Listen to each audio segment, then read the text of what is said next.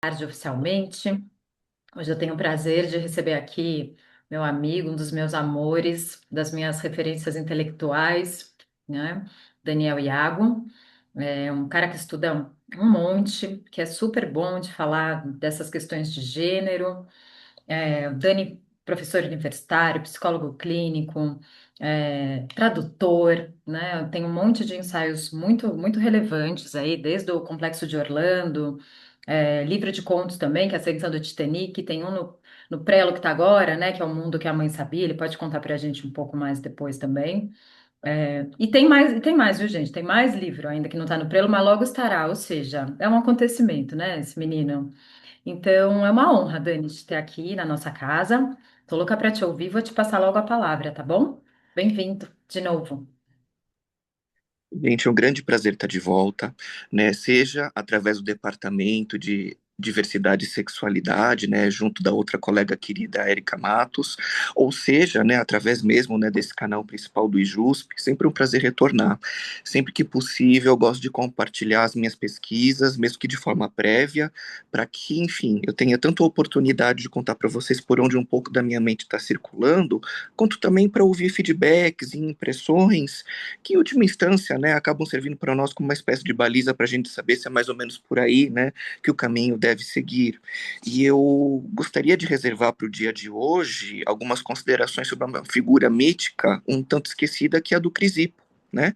Trata-se de uma reflexão que eu não considero ainda totalmente madura, mas muito mais madura de que um dia já esteve, visto que ela começa no ano de 2014, num momento em que eu estava lendo pela primeira vez um livro chamado, né, na verdade, um grande ensaio de James Hillman chamado Édipo Revisitado, que, se eu não me engano, está junto originalmente de um livro. Ele foi recentemente republicado no português, ele havia antes sido publicado numa edição já esgotada pela Vozes.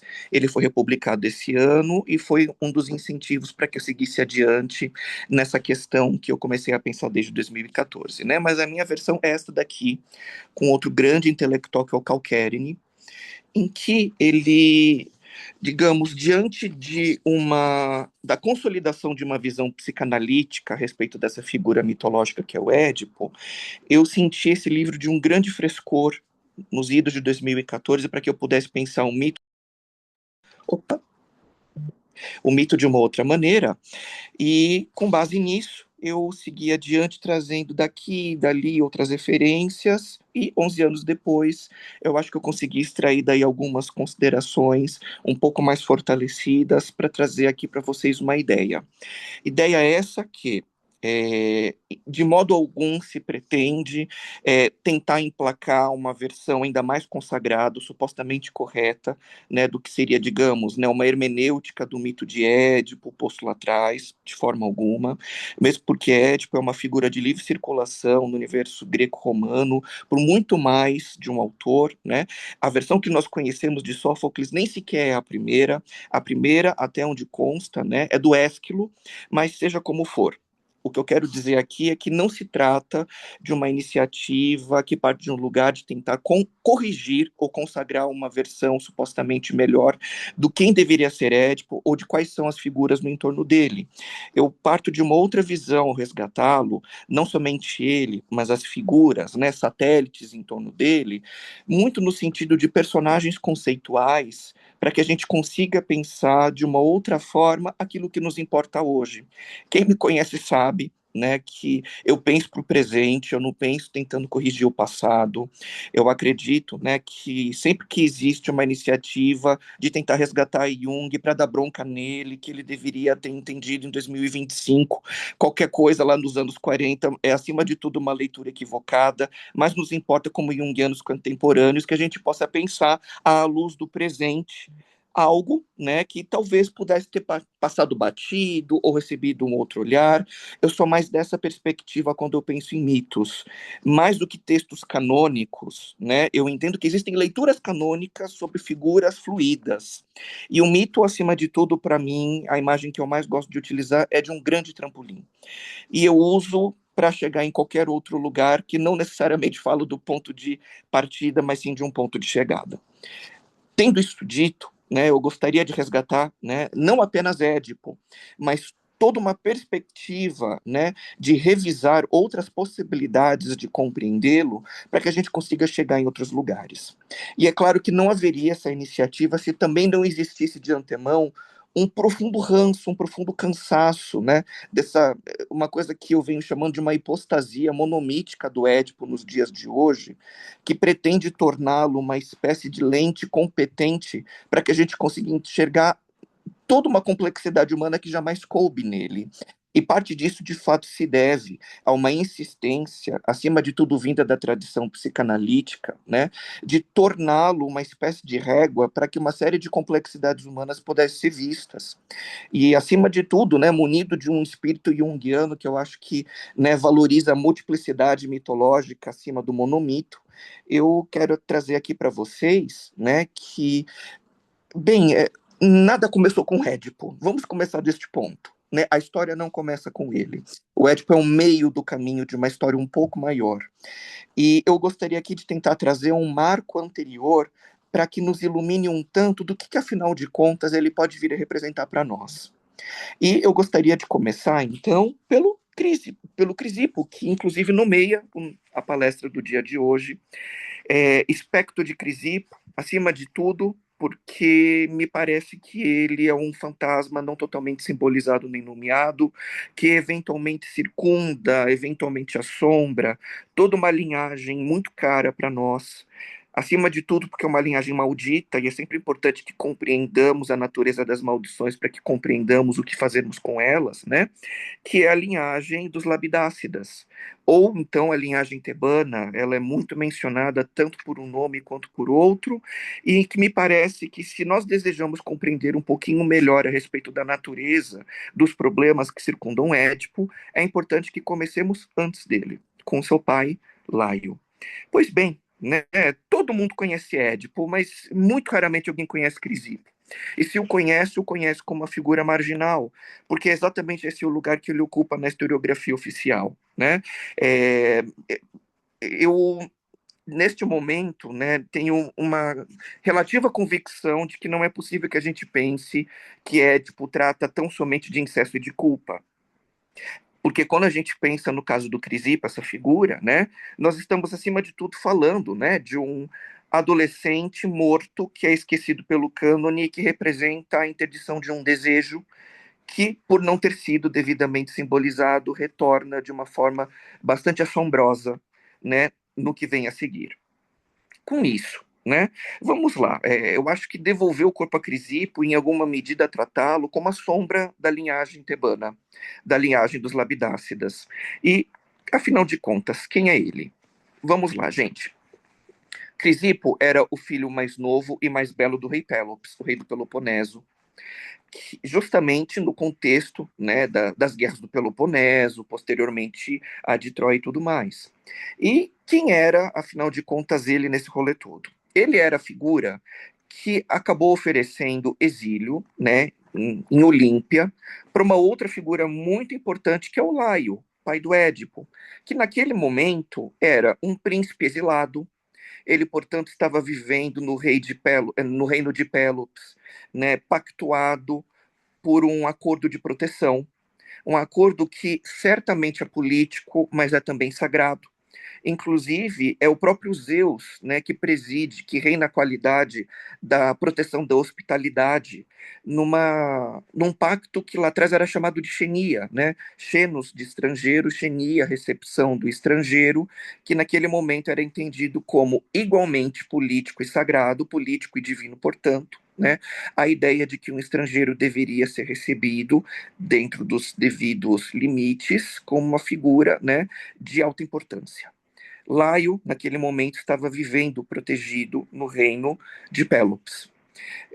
A linhagem dele é chamada de Labidácida, inclusive, né, porque o primeiro rei de Tebas, portanto, o fundador de Tebas, chamava Lábidaco, né, que era seu avô. Se a gente tivesse, digamos assim, que rapidamente resumir essa linhagem, né, uma das muitas linhagens malditas que nós encontramos na mitologia grega. Começa-se com Lábidaco, que é o rei de Tebas, o primeiro de todos. Em seguida vai para seu filho Polidoro. Polidoro, por sua vez, né, é pai de Laio, avô de Édipo, Édipo, filho de Laio. Em seguida, nós temos Etéocles, Polinices, Antígono, etc., né, como a geração seguinte à do Édipo. É mais ou menos quando a gente fala, né, seja da linhagem tebano, da linhagem labidácida, a linhagem de Lábidaco, estamos falando destas figuras. O próprio Laio, por sua vez, nem sequer é o primeiro deles, é o terceiro, portanto, né? E lá estava ele, protegido, né, pelo rei do Peloponeso, no seu território, enquanto todos os problemas, né, digamos, se arrefeciam. Esta versão que eu vou contar agora sobre seu encontro com Crisipo, filho mais belo de Pélops, ela é consagrada na leitura do Apolodoro. Existem dois Apolodoros. Existe o Apolodoro de Atenas, que não é o caso. Existe um outro Apolodoro, que é chamado Pseudo-Apolodoro, né? Assim nomeado Apolodoro, que num livro que é um grande compêndio chamado Biblioteca, um nome bastante explicativo, né? É um trabalho que se pretende enciclopédico. Ele menciona que Laio se apaixona por Crisipo. E não é um apaixonamento qualquer. Laio fica tão movido por esse apaixonamento que, num determinado momento, deixando de lado, né, o pacto da Xenia, ele dissuade Crisipo, insinuando que eles iriam num passeio, ele arranja um carro para tanto, bota Crisipo dentro, some com ele, né? O viola, o estupra, né? E no momento em que este filho é raptado, o próprio rei Pélops percebe que este grande e poderoso pacto da Xenia, né, regido por um deus que é Zeus, é rompido, ele amaldiçoa a linhagem de Laio. E aí, efetivamente, começa a maldição. Vejam, novamente digo, a maldição não começou com Édipo, começou com Laio, na medida em que ele rapta e viola, estupra o rei, o filho do rei, né, do Peloponeso, Crisipo. Tudo bem até aqui, gente? Esta é a versão mais consagrada, a mais canônica de todas, que é a de Pseudo-Apolodoro no seu grande compêndio Biblioteca. Essa maldição é, vai ecoar de muitas maneiras, e quando eu me refiro à ideia de um espectro de Crisipo, é a ideia de que essa maldição está intrinsecamente conectada a essa violação que Laio cometeu, né, em relação a Peloponeso, ao reino do Peloponeso, e de que isso vai fazer uma profunda diferença na possibilidade da gente conceder uma outra interpretação para tudo que segue. Bem, o que aconteceu com Crisipo depois que ele foi raptado? Uma das leituras, né, vai estar em uma das fábulas do Higino. Só para contextualizar vocês, Higino foi um autor romano que compilou uma série de fábulas, portanto, coisas que estavam no discurso, rondando, né, do discurso da cultura oral, e que vai ser escrito nesse período, e a gente vai ter duas fábulas diferentes para dois destinos diferentes do que aconteceu com Crisipo. Em um deles, que se eu não me engano é o 85, ele se suicida por vergonha que ele tinha trazido para a própria casa dele. A outra, que é 271, não foi por suicídio, ele foi assassinado pelos meio-irmãos, Atreu e Triestes, né, por ciúme e desonra. Atreu e Triestes, na verdade, eram meio-irmãos, porque a mãe do Crisipo já havia falecido, né? E naquele outro momento, uma outra rainha do Peloponeso estava lá, né? A madrasta, que não gostava nem um pouco dele, e ela envenena, né, digamos, os outros filhos, né, os gêmeos Atreu e Triestes, para que Crisipo fosse assassinado como uma maneira de lavagem de honra. Vejam, né, que não há certeza a respeito de como Crisipo se foi, e as duas hipóteses sobre a sua morte nem sequer são consideradas canônicas. São buchichos, né, que de uma forma muito marginal acabou entrando nessas duas fábulas do Higino. E a morte do Crisipo também não está muito clara no Pseudo-Apolodoro. Ou seja, tanto faz quanto tanto fez a maneira como ele partiu. Ele foi, digamos assim, né, um jovem e belo rapaz que serve de pretexto narrativo para outras figuras, né, se desenrolarem na sua trama, cuja morte acabou não emplacando, não importando tanto. Poderíamos aqui começar a pensar, inclusive, numa morte sem luto, numa morte sem nome, numa forma apolítica e não simbólica, né, dessa figura permanecer circundando como um satélite menor essa grande história. Não há uma versão final sobre como Crisipo morre, né? Por outro lado, existe um outro ator que também o menciona muito brevemente num livro chamado Descrição da Grécia, o Pausanias, né, que diz que costumava haver um culto na cidade de Nemeia, em que supostamente aconteceria em torno do túmulo dele. Mas diga-se de passagem, não necessariamente os túmulos da antiguidade eram propriamente lugares onde pessoas estavam enterradas. Ou seja, pode ser que aquilo fosse qualquer outra coisa que não propriamente o túmulo verdadeiro de onde Crispo foi enterrado depois, né, que ou ele se matou ou foi morto. Tudo isso, né, me faz pensar que Crisipo é uma figura que nos importa muito, porque ele é quase que sinonímico a uma ideia de não dito, um grande não dito, né, que ronda a trajetória, né, a genealogia labidácida, e que pode ser uma figura muito chave para a gente poder reinterpretar a maldição de Édipo de uma outra forma. Eurípides, por sua vez, chegou a escrever, ao que tudo indica, uma peça para o Crisipo. Só que veja como as coisas são irônicas e simbólicas ao mesmo tempo. A peça foi perdida. A gente só sabe que existia uma peça para o Crisipo, né, de autoria do Eurípides. Eu acho que de todos os dramas, o Eurípides deve ter sido aquela figura que mais teve empatia pelo lado dos perdedores, o que em alguma medida faz com que eu sempre tenha num lugar muito carinhoso Eurípides no meu coração, né? Mas a suposta peça do Crisipo, sabe-se que ela pode ter existido por conta de poucos fragmentos compilados aí no outro autor, né? Que é o Estobeu, da cidade de Estobeia, né, na Macedônia, do século V, portanto, da passagem, né, do declínio, logo no momento do declínio do Império Romano e do advento da Baixa Idade Média. Ele tem um livro que também se pretende compilar uma série de coisas que vão desde história, geografia, política e cultura, fragmentos poéticos, né, é uma obra chamada Florilegios, e nos Florilegios de Estobeu nós encontramos alguns indícios desta peça perdida, né, do Eurípides.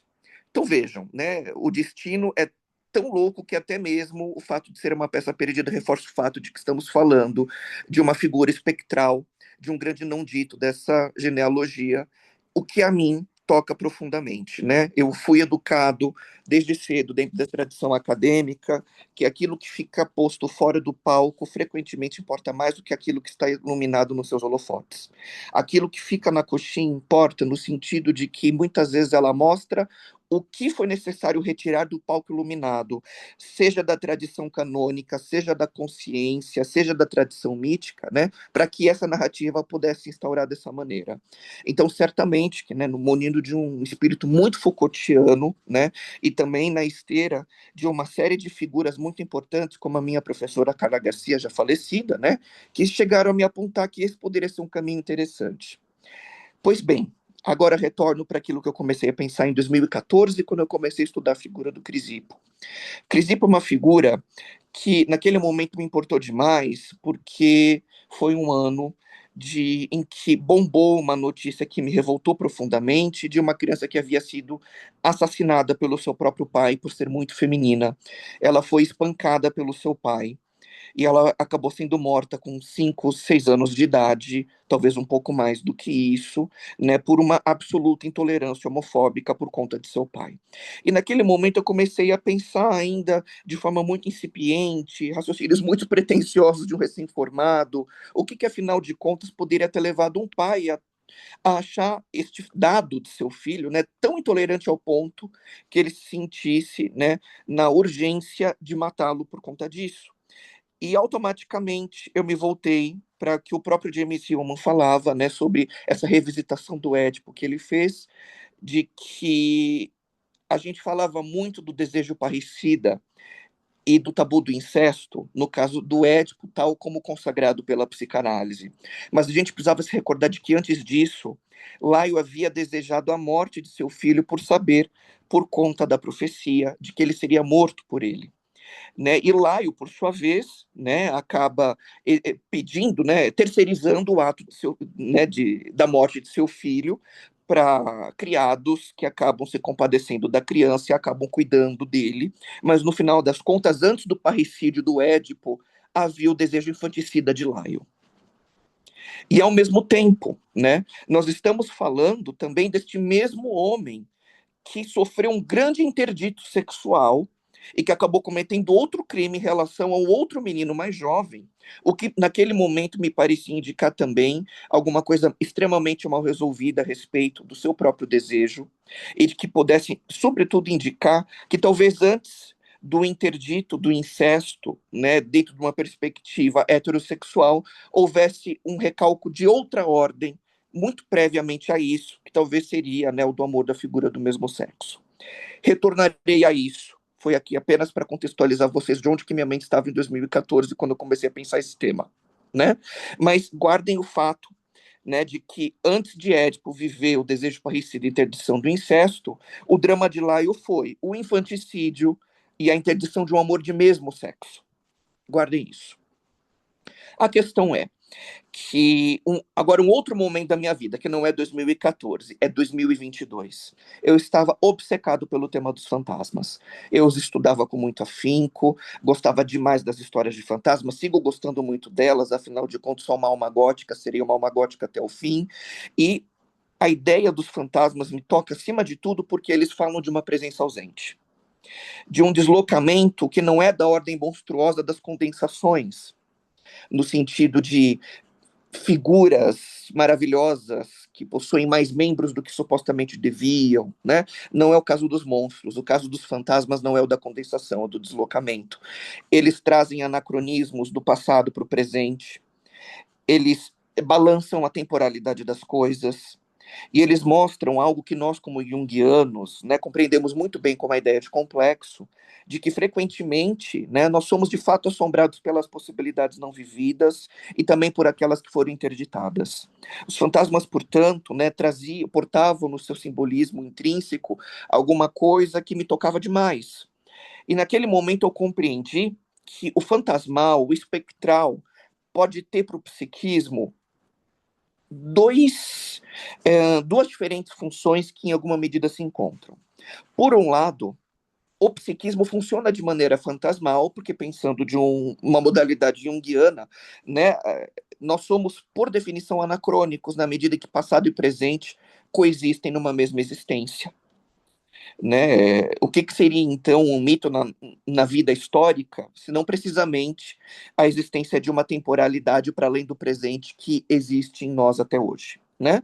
Mas por outro lado, eu também enxergava que os fantasmas eram aquelas figuras que ainda portavam algum sentido muito relevante para o presente e que se nos assombram munidos de uma razão muito importante, que muitas vezes é a de recordação daquilo que ficou no passado que não pode ser esquecido.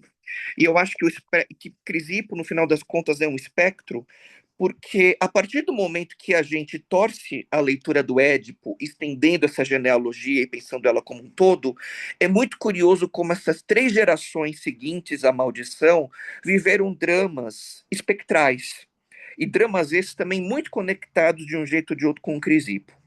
E essa é a principal ideia que eu queria trazer para vocês, né? Uma revisitação da tragédia tebana, né? Da maldição labidácida, à luz do que, no final das contas, o Crisipo, a ausência, né, de luto, de simbolização do que aconteceu com o Crisipo, pôde acontecer com todo o resto.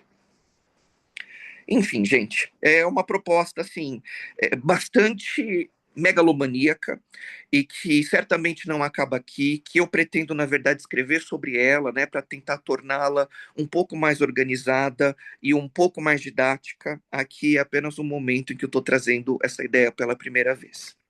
Então vamos seguindo, né? O que nós temos até então é que Crisipo é sempre tratado de forma lacunar e contraditória nos textos.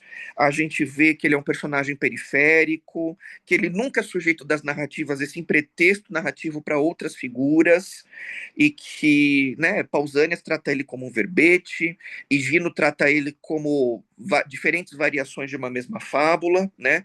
Eurípides está perdido, e Apolodoro, que é a leitura mais canônica de todas, vai mostrar que Apolis nem sequer legitimou o luto do que ele representou, né? E ele, por sua vez, representa, na parte do Laio, uma ruptura de duas leis sagradas. Eu havia falado aqui a da xenia, a lei da hospitalidade, de que você não desrespeita a pessoa que te oferece asilo, né? De que existe um pacto sagrado, né, voltado para Zeus, de que né, a figura do anfitrião e da figura do hóspede deve ser honrada acima de tudo.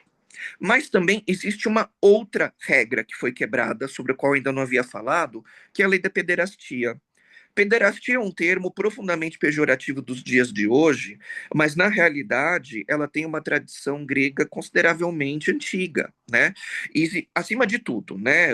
Existe um projeto pedagógico muito amplo que não era apenas voltado para o ensino de teorias ou filosofia, mas a sua formação enquanto cidadão da polis, que para os gregos se chamava paideia.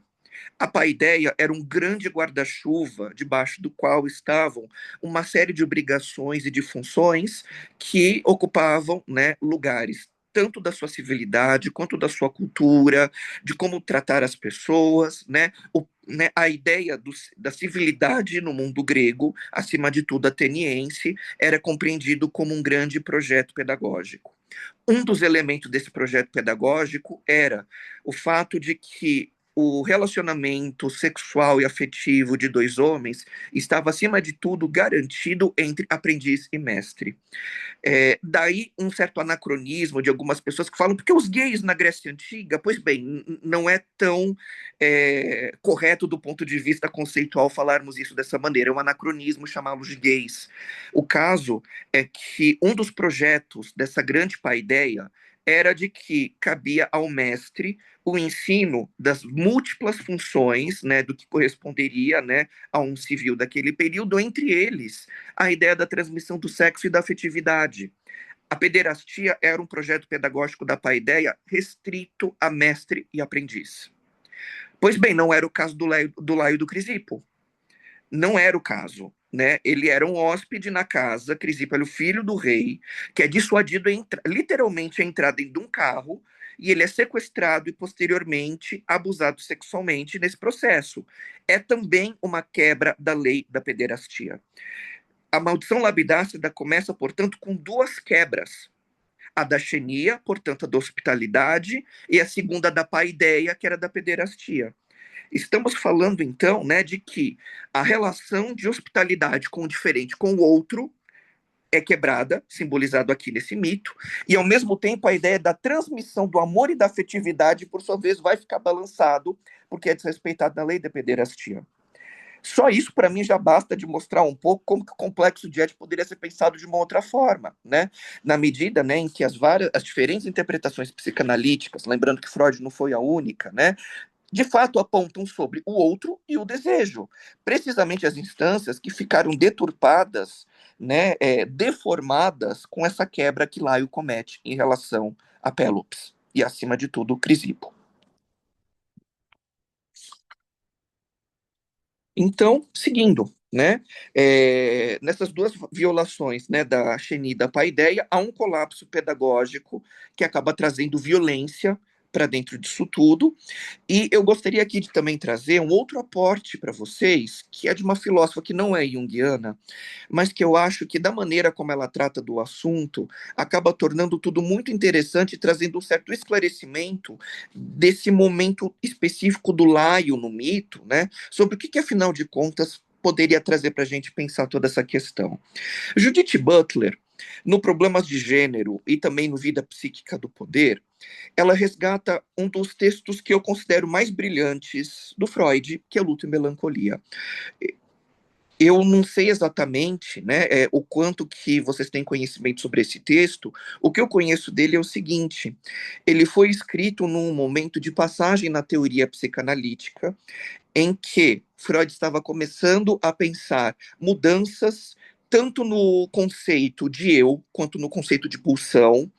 Ele estava começando a fazer mudanças que seriam consideravelmente importantes para ele formular a segunda tópica, né, do isso, do eu e do supereu, portanto, né, que é do texto O Ego e o Id, de 1923, e para que ele chegasse nesse momento, dois textos foram muito importantes na revisão da ideia de eu. Um deles é a Introdução ao Narcisismo, e outro deles é Luta e Melancolia, escritos no mesmo ano, muito complementares, E que, enfim, que apenas para contextualizar de que texto é esse do Freud. A parte que mais importa dessa história, para mim, é uma certa divisão entre luto e melancolia, que em alguma medida acredito que segue sendo muito útil para nós do mundo junguiano também, né? E para fora do mundo junguiano. Assim, muito grosso modo, porque não sou psicanalista, né? Só um segundinho. Enfim, voltei. Muito grosso modo, porque não sou psicanalista, eu entendo, né, que o luto e a melancolia podem ambos acontecer diante da perda de um objeto amado. A forma como a teoria psicanalítica se refere a tudo aquilo que recebe afeto, que recebe amor, que recebe esse investimento. E uma vez que esse objeto amado, seja através de uma morte literal ou simbólica, é retirado do campo e não existe mais a possibilidade desse investimento continuar seguindo sobre essa figura, né? Pode haver a possibilidade do luto se processar, que é um processo paulatino de desinvestimento sobre essa figura, em que todo esse, digamos, Freud vai chamar de libido, nós chamamos de energia psíquica, né? Que essa libido vai encontrar outros objetos sobre o qual se voltar e a pessoa vai conseguir, em alguma medida, né, processar, simbolizar esse processo. Uma Essa pulsão vai encontrar um outro objeto ao qual se dedicar, que na psicanálise chama-se sublimação, e o luto vai se dar, né, como uma passagem de um objeto ao outro, é considerado uma possibilidade, muito entre aspas, saudável, né, disso acontecer, e este é o luto. Qual que é a diferença para a melancolia? É quando não existe essa simbolização, essa passagem, né, da libido para um objeto até um outro objeto, essa energia fica vagante dentro, né, do aparelho psíquico, né? No nosso caso, a gente poderia pensar, né, de uma energia psíquica, né, que está em busca de se produzir, né, uma outra figura simbólica dentro do sistema psíquico do indivíduo, mas a melancolia acontece como resultado desse processo de não haver um novo objeto ao qual incidir toda essa libido, né, diante da possibilidade de uma perda, seja ela literal ou não. O que que isso acontece, né? Muitas vezes o eu passa a se identificar com essa perda, não há exatamente um objeto ao qual sim lutar, mas o que existe é uma identificação com esse objeto, né? O eu torna-se melancólico por identificar-se com essa perda, e o que existe diante disso é a impossibilidade da simbolização e do luto. Você passa a ser o estado da perda em si, e isso poderia ser compreendido como estado melancólico, que é radicalmente diferente do estado de luto, muito embora ambos comecem a partir de um evento de perda. Por que eu estou trazendo isso? Porque é exatamente o que aconteceu com Crisipo. Crisipo não foi enlutado, ele não foi chorado, ele foi diluído, ele foi esquecido, ele tornou-se um espectro, um não dito, mas que ainda assim segue presente. Todo espectro que segue presente, em alguma medida, é melancólico. E melancólico nesse sentido freudiano do termo mesmo, e que eu venho encontrando aí, né, um grande manancial de inspiração para poder pensar os meus monstros, as minhas histórias e os meus fantasmas. Ficamos com isso por um momento. O que é interessante disso é que Judith Butler, como uma filósofa do gênero, compreende, né, que ele é um mecanismo produtor de gênero. A melancolia, além de tudo, pode ser um mecanismo produtor de gênero, né? E o gênero, por sua vez, acaba sendo o efeito de uma melancolia estrutural que existe na norma cis heteronormativa dos dias atuais, né? Porque mais que reprimir um desejo, né? Eu acho que quando a gente fala de uma norma heterossexual, uma norma cis heteronormativa nos dias de hoje, a gente está falando de sujeitos que só se tornam inteligíveis, sejam como homens ou mulheres, né? Por um efeito de uma perda anterior, né? Daquilo que não pôde ser reconhecido. Judith Butler é uma filósofa que compreende que o gênero, antes de tudo, um reconhecimento dentro de uma matriz, né, de inteligibilidade dos corpos e das existências. É homem aquilo que a cultura entende como homem, é mulher aquilo que a cultura entende como mulher.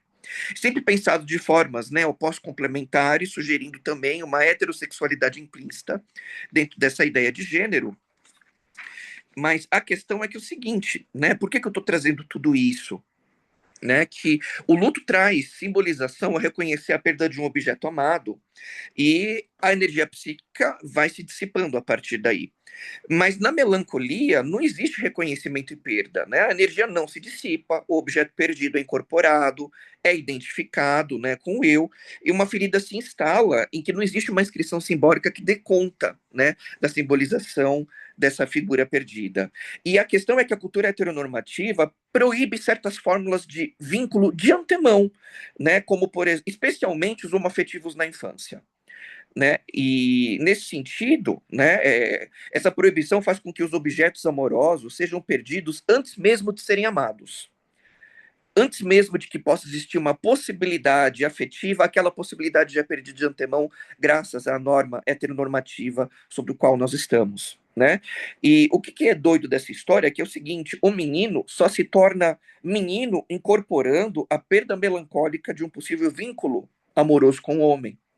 Antes do complexo de Édipo ser da figura do sexo oposto, por um efeito cultural, ele é da figura de mesmo sexo. Essa é a grande contribuição de Judith Butler, por exemplo, no Problemas de Gênero. Essa possibilidade é perdida de antemão e numa cultura heteronormativa, isso tem implicações de gênero, né? E com a menina a mesma coisa, a menina só se torna menina incorporando a perda melancólica de um possível vínculo amoroso com uma figura de mesmo sexo. Ainda que, num mundo patriarcal, o amor entre mulheres, a identificação entre mulheres seja radicalmente diferente do que entre homens, porque ela tem inclusive um componente de resistência e uma outra cultura. Mas aqui é só para exemplificar um pouco dessa lógica melancólica da Judith Butler. Né?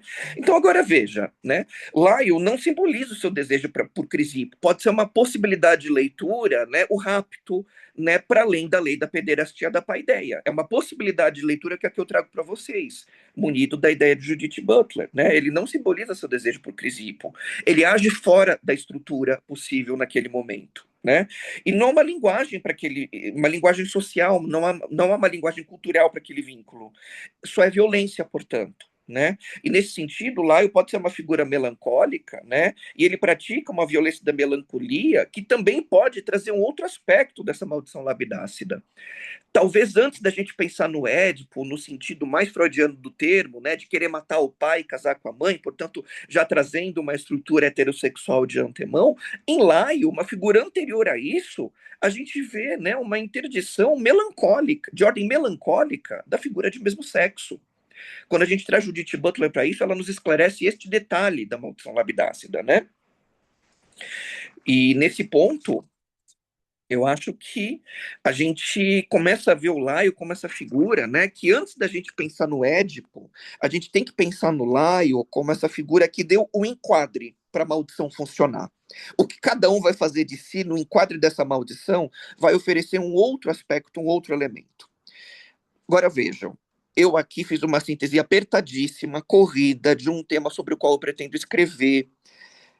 E esse é só o início. É agora que entra Édipo. Na minha cabeça não entra como falar de Édipo sem antes tudo isso.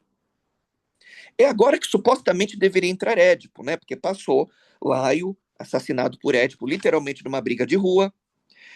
Édipo desafia Esfinge, vence sobre ela, torna-se rei no lugar do pai sem saber que ele era propriamente filho dele, casa-se com Jocasta. Pois bem, temos Édipo no Édipo Rei, que também não é o primeiro trabalho sobre ele, mas é aquele que a psicanálise tornou canônica para poder pensar o desenvolvimento do sujeito moderno.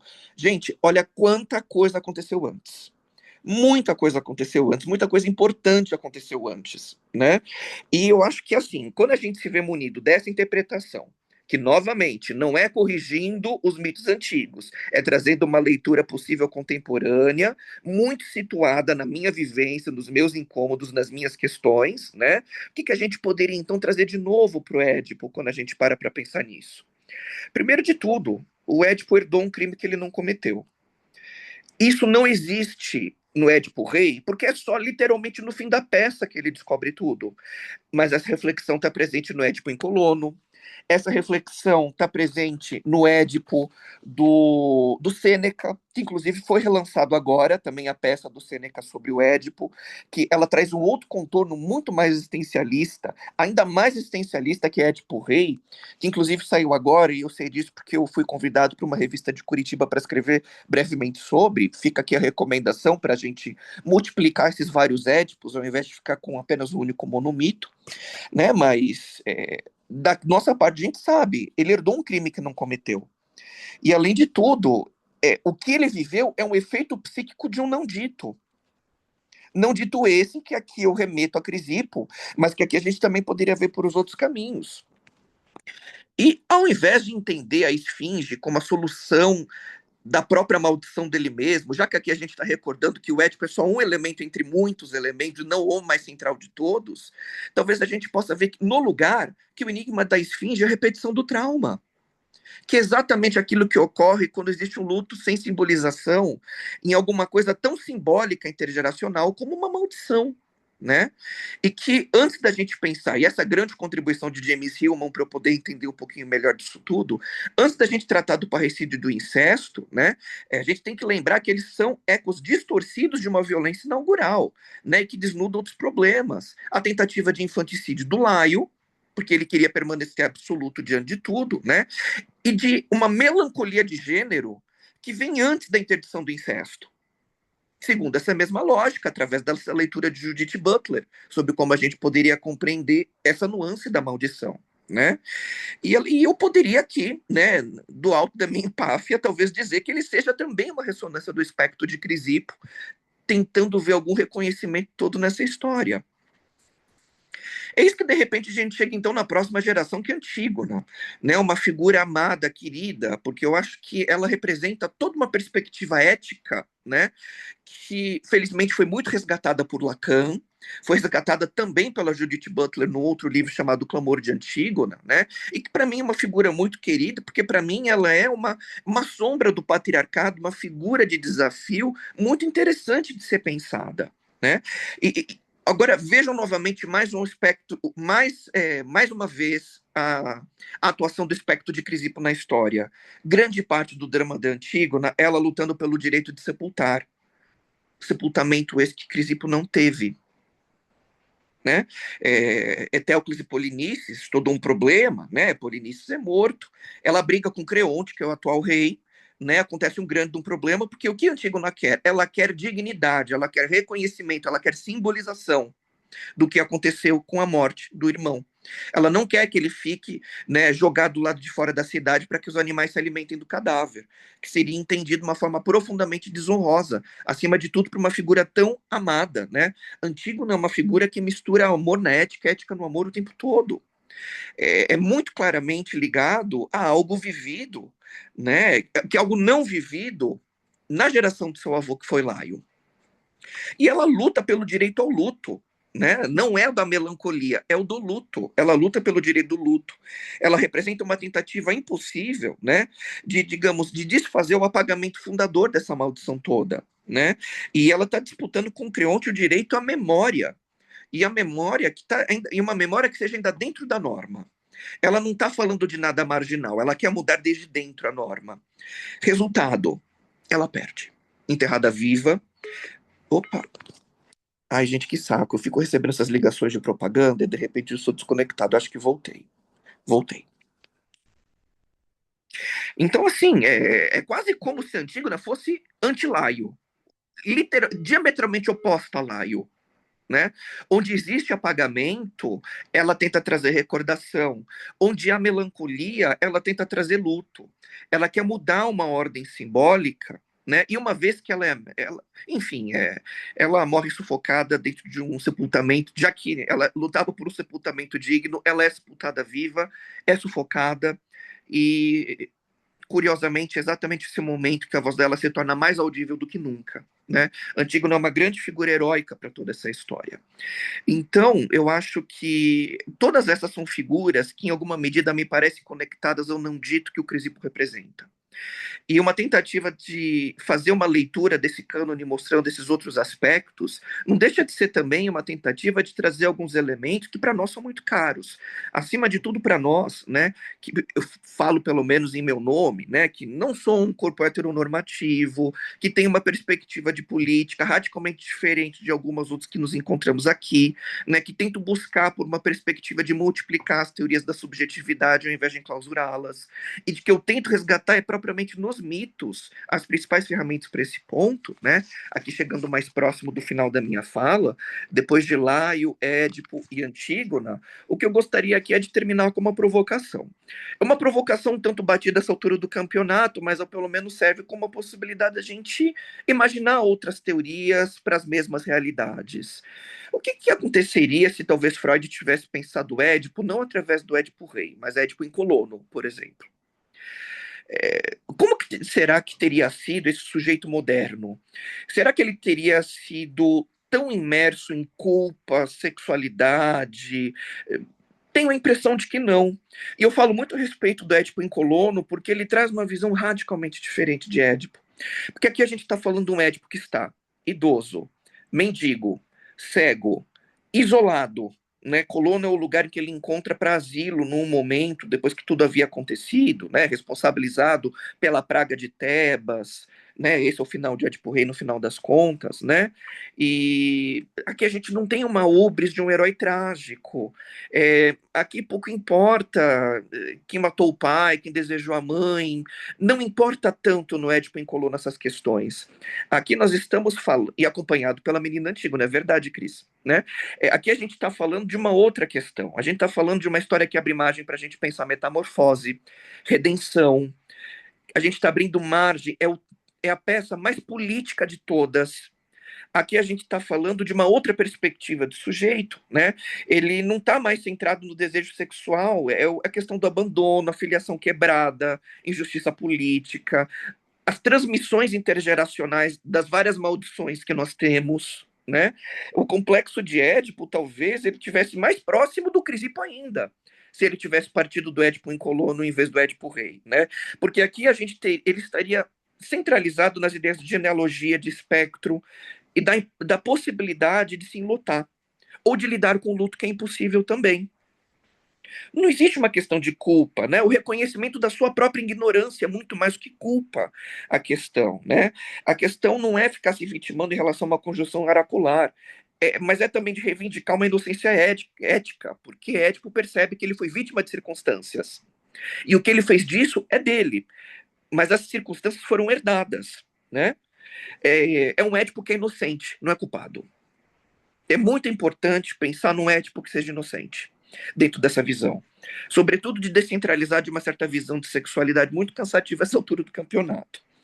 Né? E o centro pode ser a violência dos filhos e não desejo pelo pai. Né? É um mito intergeracional e eu acho que quando a gente pensa né, talvez um complexo de Colono ao invés de um complexo de Édipo, né, eu acho que o nosso trabalho seria a gente se apropriar e lidar com a herança traumática de uma sombra ancestral, muito mais que uma sombra oriunda de uma culpa, né, sexual burguesa, que foi uma das atribuições que foram feitas, né, para o complexo de Édipo ao longo do século XX, e isso já bastaria, né, para que, por exemplo, esse mesmo raciocínio tivesse antecipado Lacan, tivesse antecipado, né, o Nicolas Abraham e a Maria Torok, que são psicanalistas próximos do Jacques Derrida, que eu acho que foram os melhores leitores de trauma que eu conheço, anteciparia a hauntologia, a espectrologia do Derrida, né, no espectro de Marx, que é crucial, central para o meu pensamento, Mark Fisher, anteciparia Judith Butler, e eu acho que o complexo de Colono seria um momento que o Édipo politizaria o sexual, que é uma coisa fundamental para a gente, né? E, enfim, eu aqui fica muito declarado, né, meu elogio rasgado a como que poderia ter sido, né, o resgate dessa figura do Édipo. Fica o convite, né, para que a gente não tenha medo de resgatar figuras mitológicas canônicas, porque canônica é interpretação, mito jamais. Né? Não existe mito canônico, existe a interpretação canônica de mito. O mito é um manancial inesgotável que vai sempre oferecer diferentes respostas para perguntas que ou já existem ou ainda não existem. Eu acho que é um certo jeito, uma certa postura de tratar o mito como essa fonte, ao invés desse fim nele mesmo. Então, aqui foi um mero exercício, né, que começou em reflexões de um Daniel muito pretensioso de 2014 e termina no Daniel tão pretensioso quanto, né, que esse que vos fala aqui, né, para poder pensar uma outra leitura de Édipo que possa comportar alguns elementos que me são muito mais caros que a sexualidade burguesa, né? Eu não tenho dúvidas que a politização do sexual, a metamorfose, a redenção, a individuação, né, tudo isso me é muito mais caro. E eu fico pensando, né, que a minha psicologia, né, aquela que eu gosto de pensar, de praticar, é essa, né, que vai lidar com o corpo no seu sentido mais político, o sintoma como um testemunho. E eu gosto de pensar que esta é uma clínica que está, acima de tudo, centrada no exercício de reconciliação com seus mortos, né? Então, foi isso que eu pude extrair dessa minha rápida, esse meu rápido passeio, né, pelos Labidácidas e, acima de tudo, Crisipo. E é isso, minha gente. Era isso que eu tinha para trazer para vocês hoje. Muito bom. Uau, muito bom. Ana, fala você aí, que você já está abrindo. Falo, eu preciso falar porque eu preciso sair. Eu tentei, tentei passar o meu paciente em seguida para frente, e não consegui. Bom, Daniel, a gente conversa muito, né, sobre isso e o que me ocorre sim, para além do que você falou, é que toda a saga, uma das formas de enxergar a saga do Édipo é ver diferentes formas de relação com o poder. E quando chega em Colono, fica na periferia de Atenas, né, o bairro de Atenas, que no mito, quem está reinando em Atenas é o Teseu, famosíssimo, o criador mítico da democracia. E é incrível porque quando o Édipo se retira, né, depois que ele descobre tudo que tinha, toda a trama na qual ele ficou enredado, ele fica lá e ele se nega o tempo todo a voltar para Tebas, voltar a reinar, coisa assim. Então, e vale muito a pena ler para ver as discussões que acontecem, porque muda completamente o Édipo que vai ser o rei de Tebas, ele estava querendo poder, né? Era um jovem em busca disso. E aí é um velho que mostra como é ridículo, né? Como é ridículo tudo que se faz para se manter no poder. E uma outra coisa que eu queria observar é que os mitos, eles são de uma época que, inegavelmente, de instalação de uma consciência patriarcal na humanidade, né? No entanto, eles trazem elementos, eles trazem pistas que apontam para outras formas para outros padrões de outros padrões de consciência. E quando a gente olha o Crisipo e vê a maneira como ele foi ignorado, como ele foi violentado, como ele, no fim das contas, tendo se suicidado ou tendo sido morto pelos meio-irmãos, porque os meio-irmãos queriam poder, nunca ele foi visto como alguém que tivesse vontade, pensamento, desejos e coisas assim. Então, eu acho que é uma história que que coloca o Crisipo num lugar que é de lembrar o quanto é importante e necessário incluir o outro na relação, incluir o outro inteiro, seja ele quem for. O que seria a proposta de um padrão de consciência de alteridade. Tá bom? Parabéns, Dan. Muito orgulho de você. Muito obrigada, meninos e meninas. Eu tenho que sair. Obrigada, viu, Ana? De nada. Obrigado, Ana. Um beijo. Beijo. Tchau. Até. Ô, Patrícia, você falou aí, fala pra gente. Tá com o microfone fechado. Oi, Oi. alô? Oi. Vocês estão me ouvindo? Sim. Sim, eu nunca tinha pensado dessa forma. Achei tão interessante, porque normalmente eu ficava com as interpretações, né, canônicas, né, e, enfim, e estabelecidas. E como é tão humano, tão libertador, é tão generoso poder pensar de outra forma. Então, assim, achei tudo muito bom, mas isso para mim ficou muito forte, muito importante e algo para a gente levar para tudo, né, na vida, não só para o mito, mas eu gostei muito. Quero agradecer mais uma vez.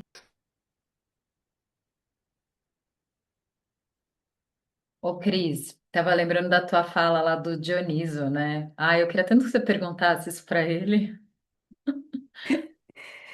Não, então, Dani, um pouco na sua linha, assim, eu também fiquei um pouco pensando nessa história toda, né? Só que, claro, por motivos feministas, a Antígona, né, é a minha grande personagem, né? Então, se não fosse Édipo, se fosse Antígona, qual seria, né? O que estaríamos falando hoje aqui, né? Só que eu fui para um lugar um pouquinho diferente, eu fui um pouquinho do que foi a peça da Andréa Beltrão, né? E ela vai desde o início mesmo, assim, né? Ela vai desde da origem mítica, né? Do Édipo, e logo de Antígona, né? De um lado vai ter Ares, Afrodite, do outro lado vai ser Poseidon e Líbia, aí vai, né, Harmonia, Genor, Cadmo, seria, né, quem funda Tebas, né? Miticamente, enfim, né?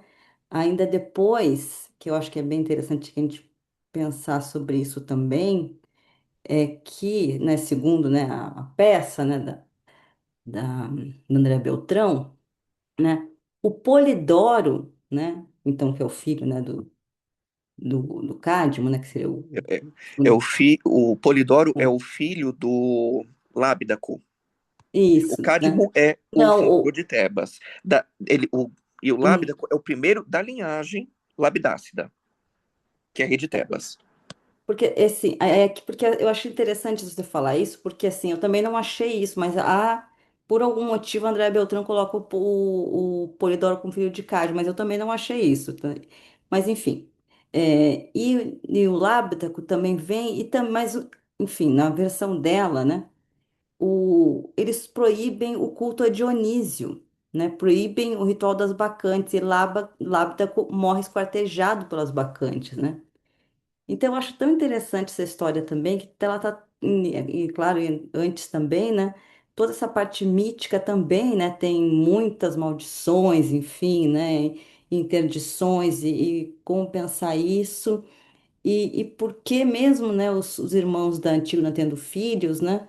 Por que que a Antígona, a gente pode dizer que ela fecha a história, né? Essa grande história, essa grande, né?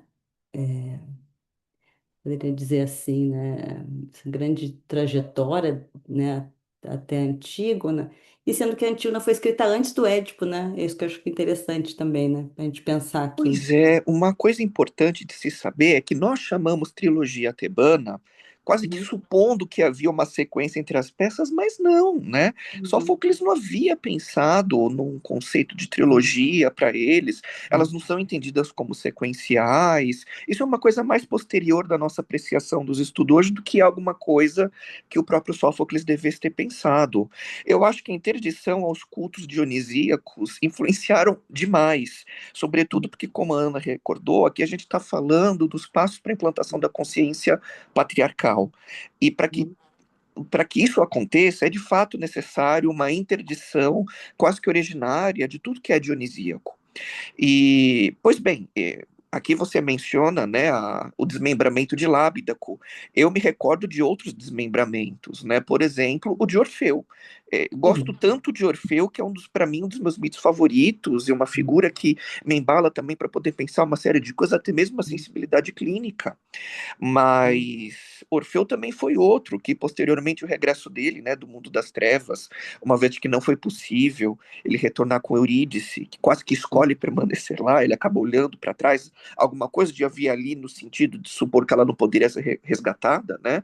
E quando ele entra nessa perspectiva absolutamente ascética, lembrando que Orfeu é meio dionisíaco, mas ele também é meio apolíneo, afinal de Uhum. contas, né? Sim. Ele também é desmembrado pelas bacantes, quase como que uma lição, né, para que ele recebesse de volta um princípio dionisíaco e nesse processo de desmembramento algo pudesse ser efetivamente livrado, algo pudesse ser retomado. Talvez no olhar dos dias de hoje a gente pudesse ver o desmembramento como um ato de pura e simples violência, mas quando conduzida, né, pelas bacantes em estado de êxtase nos seus rituais dionisíacos, eles são quase que livramentos, né, da captura da consciência excessivamente apolínea, para que a pessoa, talvez, né, privada de um sentimento de unidade, pudesse, né, seguir por outras vias. Essa condição que, por exemplo, Orfeu é desmembrado. Isso, por sua vez, também está ligado, né, a uma recriação do mito de Dionísio, que foram as tradições órficas que concederam mais uma interpretação, mais uma leitura de Dionísio entre as muitas, que no caso do Zagreu, que ele é Dionísio neste caso, né? Essa versão de Dionísio, ele é uma criança iluminada, sagrada, aquelas crianças solares, né, que o mito nos traz geralmente como promessas de novidade. Uhum. E que ele acaba sendo desmembrado e alimentado, né, pelos titãs. E uma vez que isso acontece, né, esta versão de Dionísio é filho de Zeus. Zeus, quando sabe, joga um raio em todos os titãs e fulmina todos. E a humanidade nasce daí.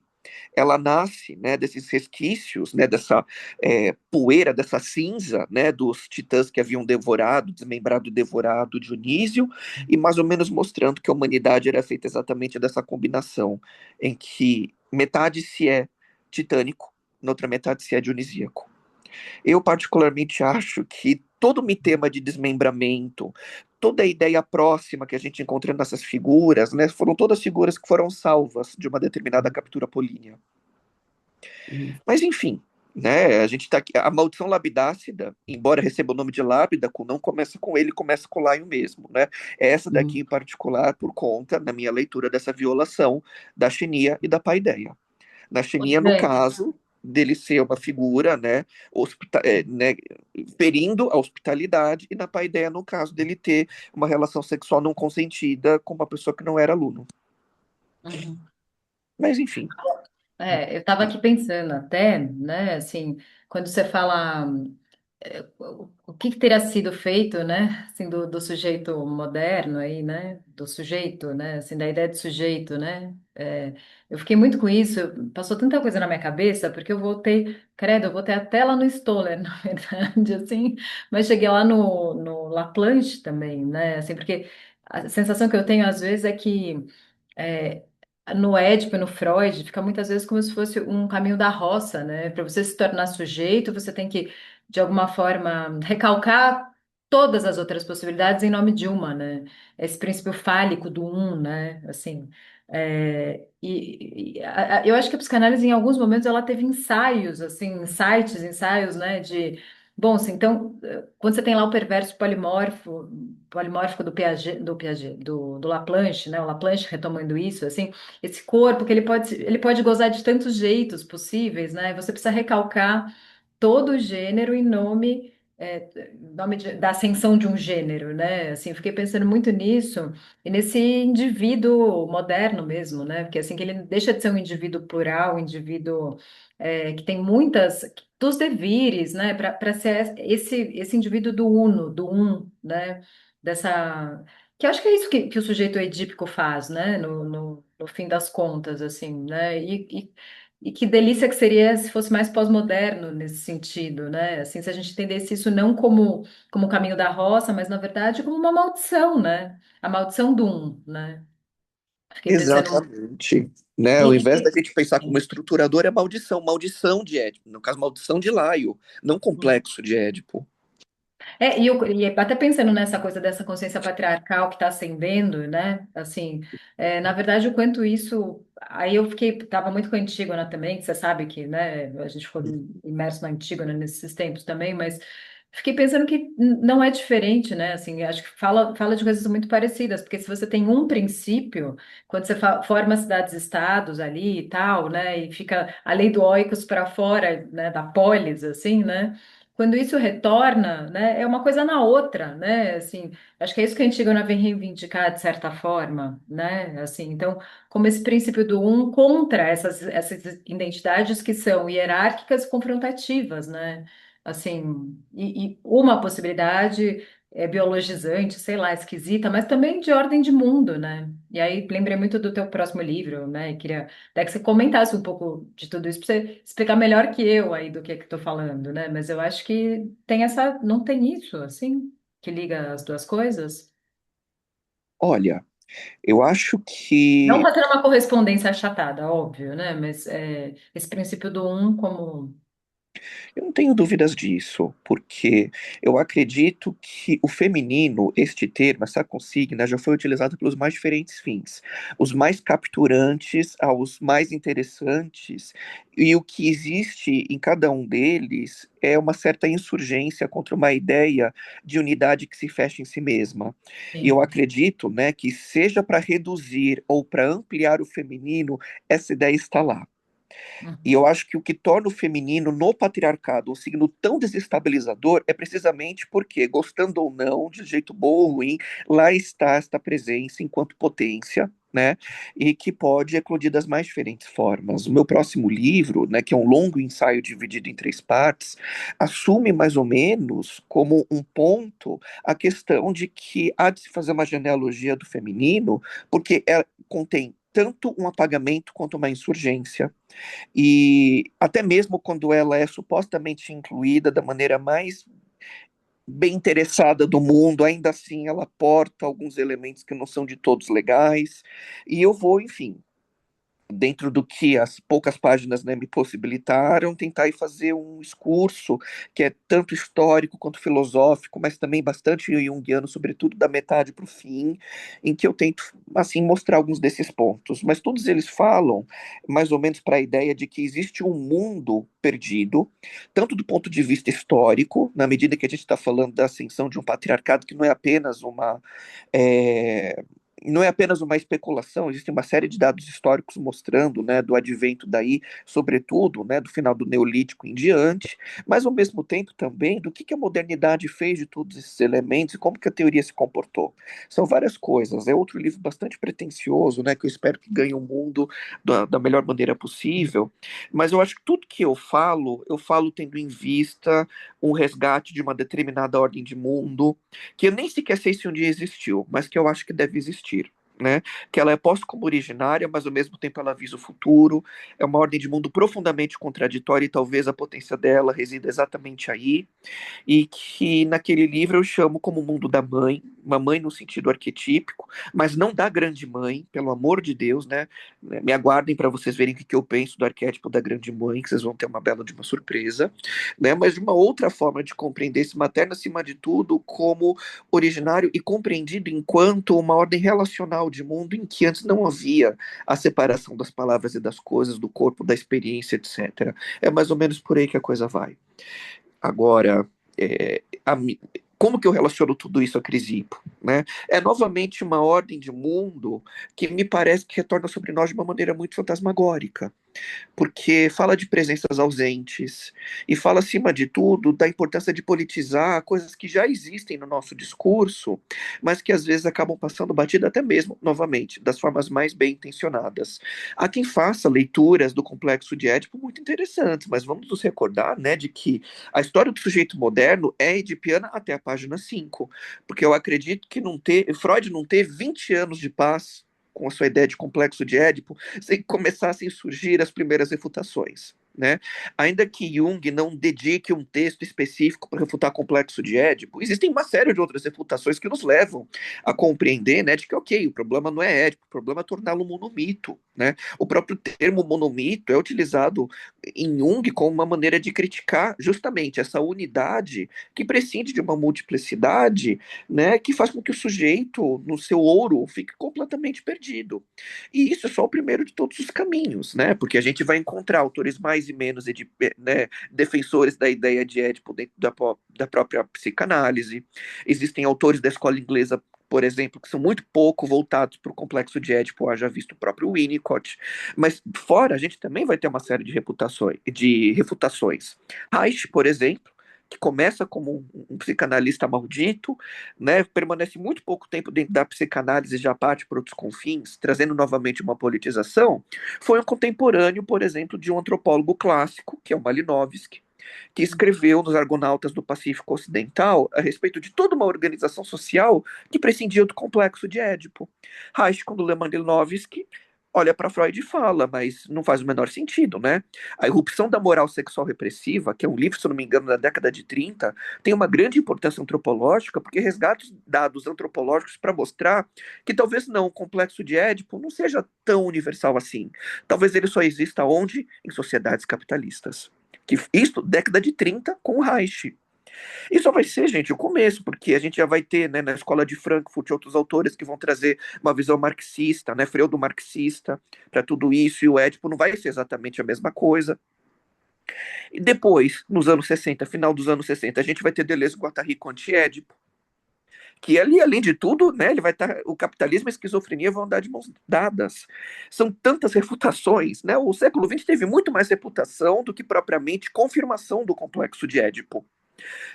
E vai trazer para nós a necessidade da gente sempre pensar com muito cuidado os mitos através dos quais a gente lê o mundo. E eu só estou aqui dando a minha contribuição de 20 centavos para essa tradição, que não é nem do século XXI, é do XX, né? Que muito me antecede. E aqui, enfim, né? Só mais um chute nesse cachorro morto mesmo, né? Sim. O que mais, gente? Vocês estão quietinhos aí, né?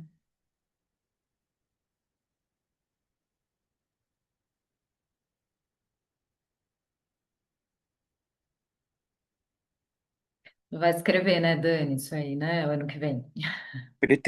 Pretendo, porque são muitas ideias, muitas coisas. Eu, às vezes, sou mais didático escrevendo do que falando, muito provavelmente esse é o caso. E a ideia é de que, enfim, esse texto ganhe o mundo até o final do ano que vem, quem sabe. Os 20 centavos de contribuição meu para essa discussão toda. Nossa, é muita coisa para. Didático tá super. O negócio é que é muita informação, assim, né? Aí demora um tempo, assim, para você torcer a Claro, pensamento, né? um efeito comum. Né? E aí, Mas, gente, enfim, mais alguma coisa? Alguém mais consegue fazer uma pergunta? Vai, Renan, que você tá aí tomando coragem.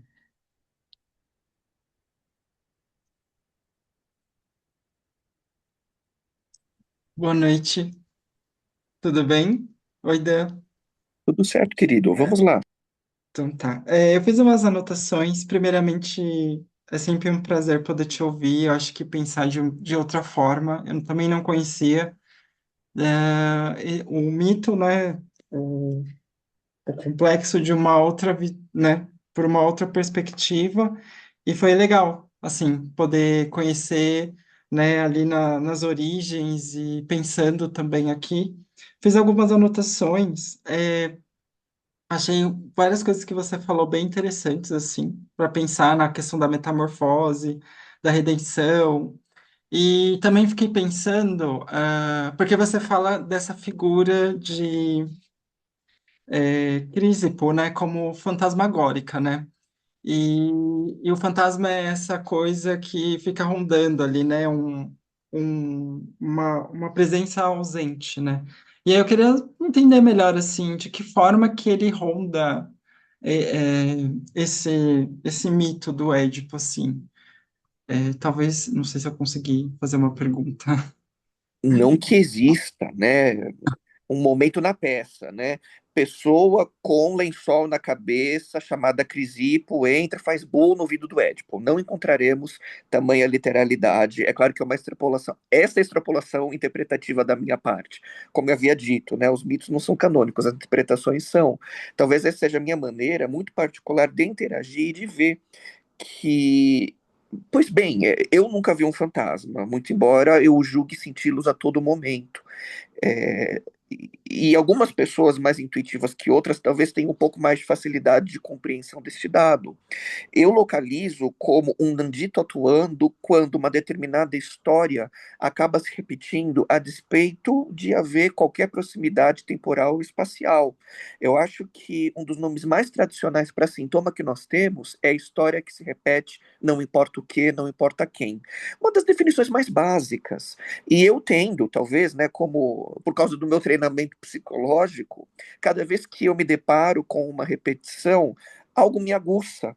E eu fico muito interessado de ver o que talvez esteja causando essa repetição. A diferença é de que, muitas vezes, as repetições podem até ter uma causa visível, facilmente explicável. Já outras não. E preces que não são facilmente explicáveis, mas ainda assim repetem, né? Este é o momento que eu acredito que a sensibilidade junguiana adentra e que a gente vai, né, buscar elementos para além do causal. Talvez a gente olhe para o teleológico. A gente vai buscar elementos para além do individual, talvez seja algo do coletivo, né, que esteja interferindo, e nada como os mitos para nos oferecer enquadres possíveis para que a nossa imaginação, de maneira intuitiva ou não, chegue até uma resposta. A que eu cheguei foi essa. Né? Através dos meus conteúdos, do meu material, eu vejo que Crisipa é uma figura tão marginal, mas ainda assim tão representativa de quase tudo que veríamos depois, que algo me chamou a atenção e eu me senti muito inclinado a chamá-lo de fantasma. E o fantasma, não necessariamente, de novo, como aquela figura que chega e desbunda no teu ouvido, né? Mas a respeito daquilo que talvez não tenha morrido de todo. Para todos os fins, de maneira oficial, está morto. Mas será que de maneira oficiosa está morto mesmo? E talvez a repetição daquilo que não encontra uma causa visível possa ser, em algum grau, entendida como algo que morreu, mas não de todo. É muito por aí que vai meu pensamento, querido. Né? Então, só para Uhum, esclarecer que uhum, não existe uma passagem, né, de nenhum fantasma no caso uhum, da tragédia grega. Os mortos, afinal de contas, ficam no mundo dos mortos. Esse é meu grau de anacronismo ao trazer esse elemento para discussão, né? uhum. Mas para mim é muito difícil não ver de outra forma. Entendi. E além de tudo, né? Ele é uma bicha jovem, bela, trágica, que foi expropriada por gente muito maior do que ele, não recebeu atenção. Aí eu, né, de que lado eu tô? Tô do lado lá, eu tô do lado do Crisipo. Quem me conhece sabe. Quem me conhece entende. Por que que o Daniel, justo Daniel, escolheu o Crisipo? Só olhar para ele.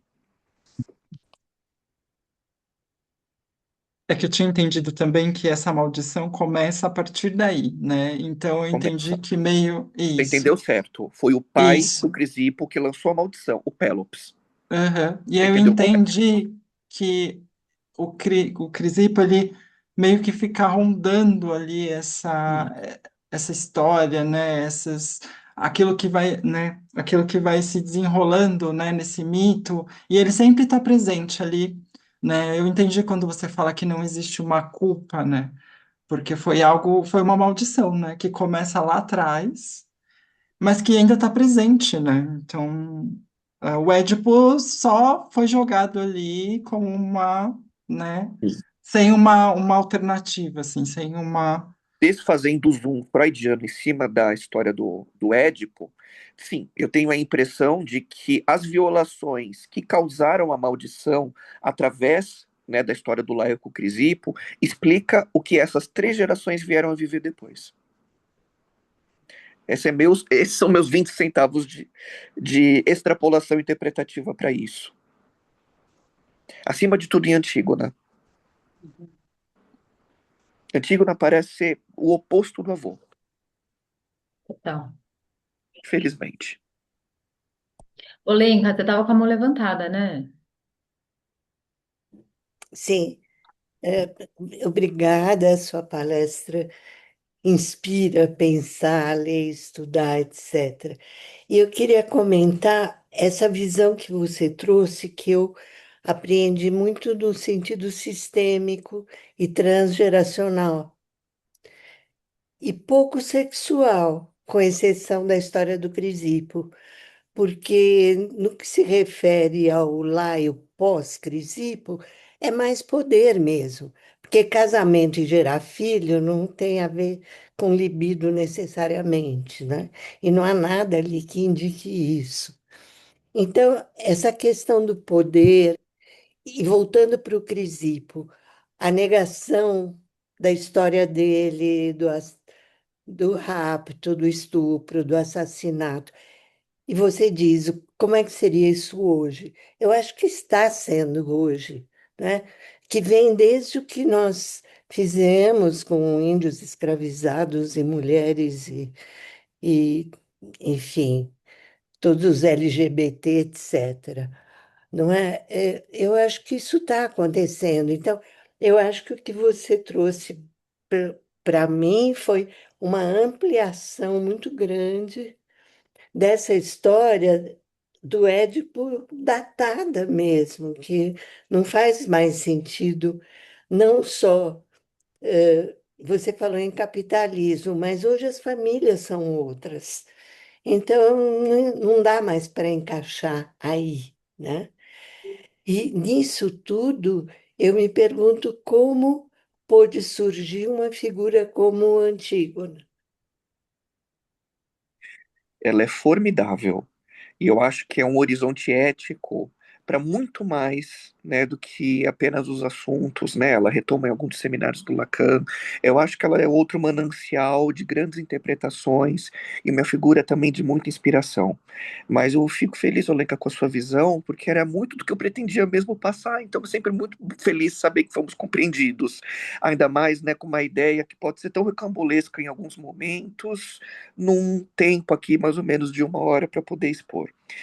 Eu visava realmente fazer uma ampliação, porque a insistência nesse ponto do Édipo, digamos, foi aquilo que para o Daniel, graduando em psicologia 15 anos atrás, um pouco mais até, foi o que me afastou da psicanálise.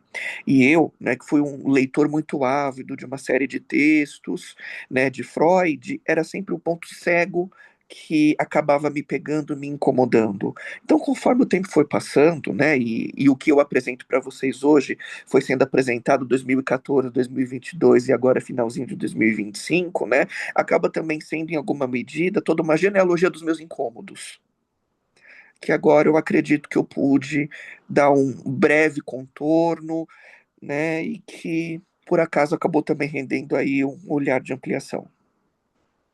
E é isso, gente. Na verdade, o Freud ele segue a maldição, né? Ele dá continuidade, né? É um saco, né? Pois é, Pois é, era um ponto muito complicado para mim. E que ler o texto do James Hillman, que, novamente repito, foi relançado este ano, foi um grande marco na minha história intelectual e que presto tributo hoje também. Né? Fica aqui a recomendação para quem ainda não pôde ter acesso a esse texto. Agora, com o relançamento dele, está mais fácil de encontrarmos.